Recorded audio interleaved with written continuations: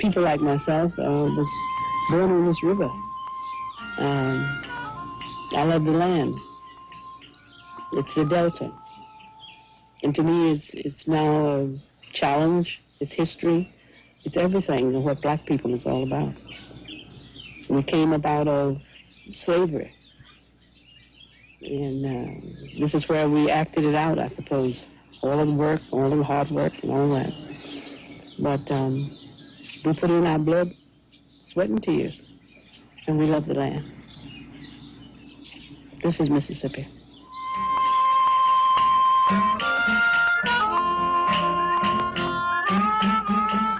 I've lived in this Delta all my life. My parents before me, my grandparents. I've hunted and fished this land since I was a child. This land is composed of two different cultures, a white culture and a colored culture, and I've lived close to them all my life. But I'm told now that we've mistreated them and that we must change, and these changes are coming faster than I expected. And I'm required to make decisions on a basis of a new way of thinking, and it's difficult. It's difficult for me, it's difficult for all Southerners.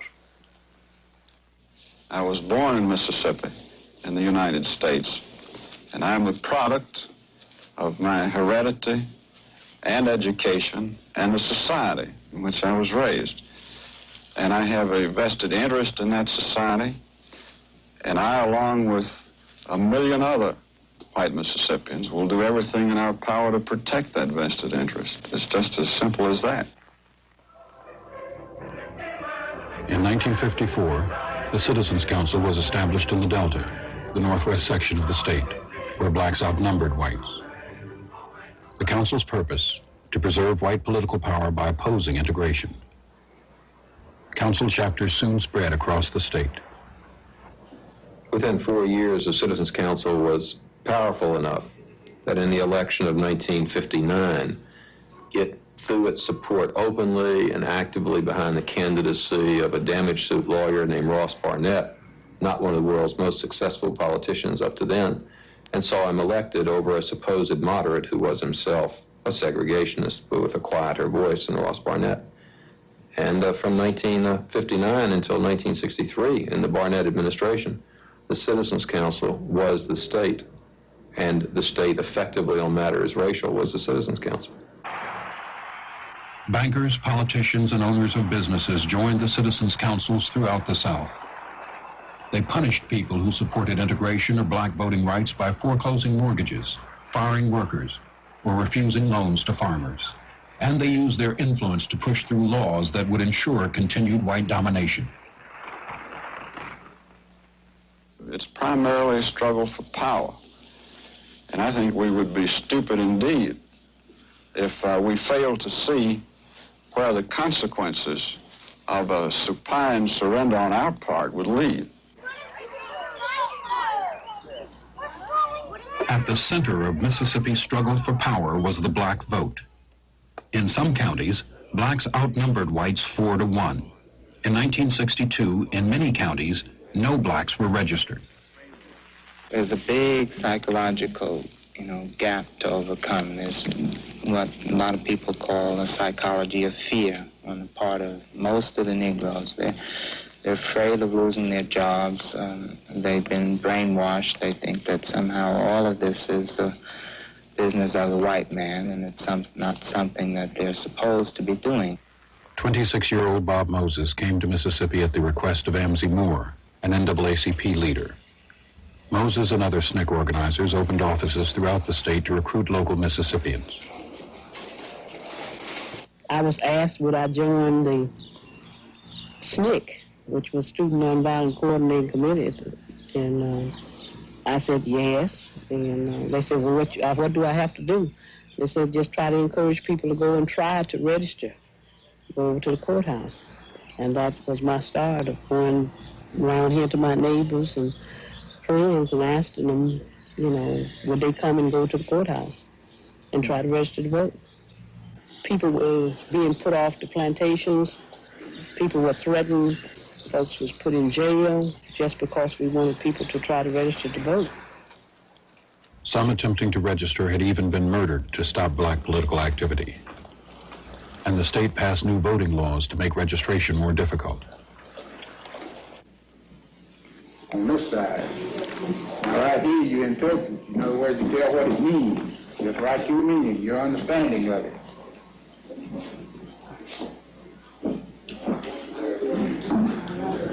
Registering to vote at that time meant that you filled out a 22-question questionnaire. One of the questions was, interpret any of the 286 sections of the Mississippi Constitution to the satisfaction of the registrar. Now, you have to bear in mind that some of those registrars couldn't read or write, but that didn't matter. They could still determine who should be registered if that person happened to be black, because all whites who attempted to register were registered. As the struggle for voting rights escalated in the Delta, tension was building in Jackson, the state capital, and the last stop of the Freedom Rides in 1961. A leader in Jackson and throughout the state was Medgar Evers, NAACP State Field Secretary. Evers had supported James Meredith during the battle to integrate the University of Mississippi. For 10 years, he had traveled the state, fighting for racial justice, and now helped organize the NAACP boycott of downtown stores. Don't shop for anything on Capitol Street. Let's let the merchants down on Capitol Street feel the economic pinch. Let me say this to you. I had one merchant to call me, and he said, I want you to know that I've talked to my national office today, and they want me to tell you that we don't need nigger business. These are stores that help to support the White Citizens Council, the council that is dedicated to keeping you and I second-class citizens. Now, finally, ladies and gentlemen, we'll be demonstrating here until freedom comes to Negroes here in Jackson, Mississippi.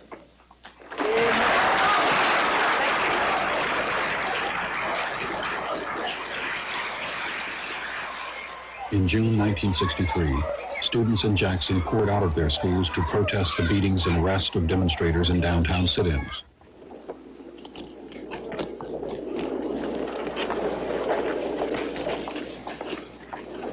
In response, Jackson officials put police and firemen on 24-hour alert, with orders to contain the demonstrators. Out! Out! Did you hear me?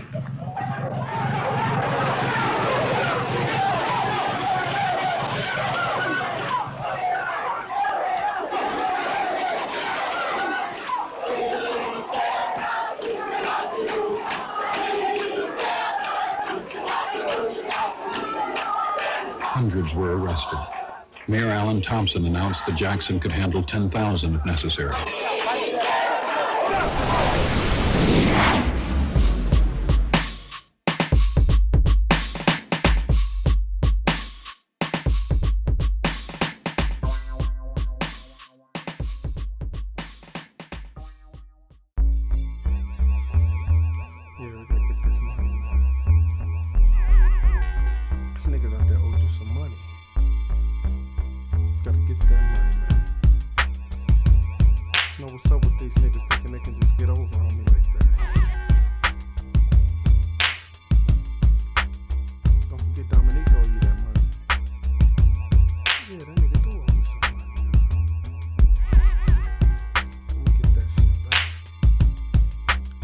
Lately I've been on some get paid shit. Run up in your house, cock 12 gauge shit. Slap a bitch in his mouth, how to raise shit.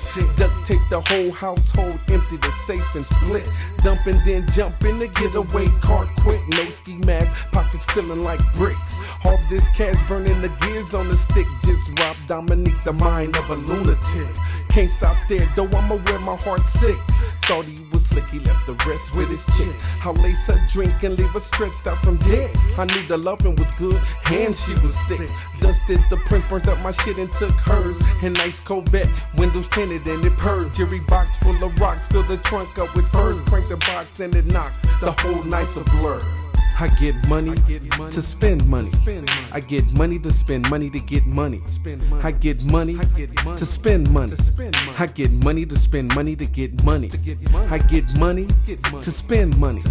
I spend money to get money to spend money. I get money, I spend money. I get money to spend money to get money. 5 days past, haven't heard shit from the hit. Guess I did the block a favor. Now one candle lit. I admit I was tempting to pack up and leave town. Not for good until the heat cooled down. Went to the wake, comfort this mom, she broke down. Looked down at the snake, play with my cheese, look at you now. Worthless, left breathless, face down. Scandalous, can't steal from your boys underground. Be sensible, it's principles to the street shit. Niggas get beat quick if I gotta eat shit. Play me soft, choking, cough up your blood, laying in your own feces. Shit thick as mud, cold name Elmer Bud for the 12 gauge I'm packing. Good for protection and occasional jacking. Click clacking on the pump, make niggas nose running. Know the rules to take money to make money. I get money to spend money. I get money to spend money to get money. I get money to spend money. I get money to spend money to get money. I get money to spend money. I spend money to get money to spend money. I get money, I spend money. I get money to spend money to get money. Peep this shit, drink more often his chick is walking around no longer stretched out by dick. Making phone calls cause she knew who to come get. Remember my face as a dude a man fucked with. Calling some killers from the niggas in projects. And 2 of her brothers that a nigga ain't robbed yet. Of course she left the part out, her husband was in debt. 16 niggas knocking on my girl's duplex. Yo man, tell that nigga that he about to get his ass. Open up some doors, know you up in there.